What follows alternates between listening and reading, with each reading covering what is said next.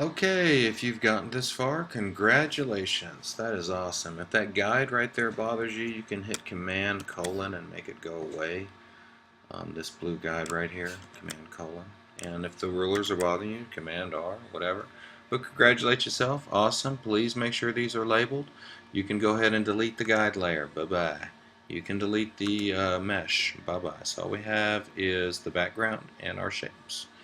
Now we need to think about where our sun's going to be. So before we move any further, I want you to make a new layer and name it sun, and please put it at the very, very top of the image. And this is just for our purposes only, and you'll see maybe later on.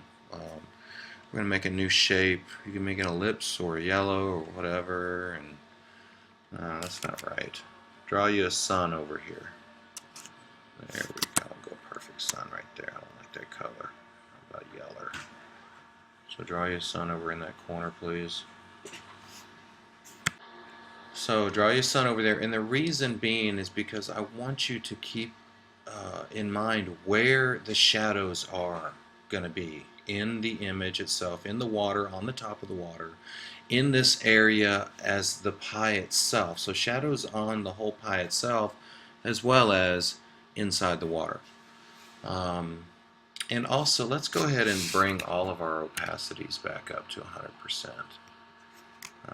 That should also help you with when you were looking at cleaning up your stuff, like right up in here.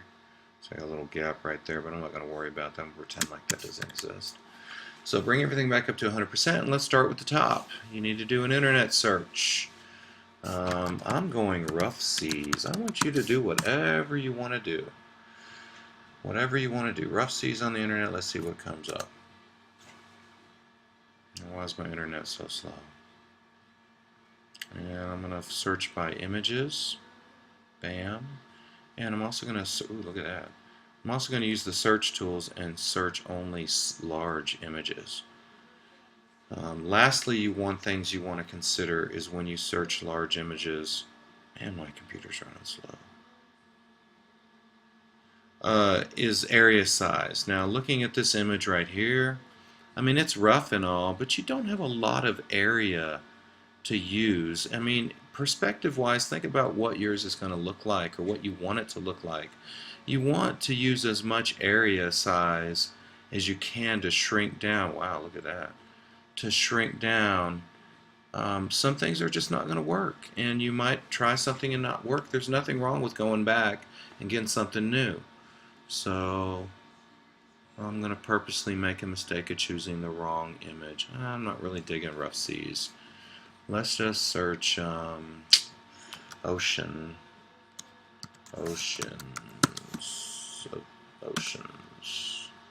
There's some nice ones, some nice calm. Now this would work right here. So looking at it, thinking about where my sun is at, it's kind of the same. See how the shadows are on the left? They have a light in here. This would work perfectly. I'm going to click View Image. View Image, hopefully it'll go there so I can copy it. And then use just this ocean part of it, which I'm using right now. Wow, that's in weird format there. Save image as. And my extremely slow computer right now.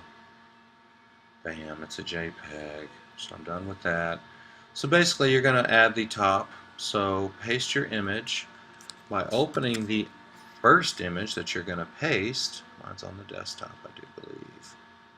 There it is. And I'm just going to select this top part from the horizon down, copy it, and just flip over to my image and paste it. There we go.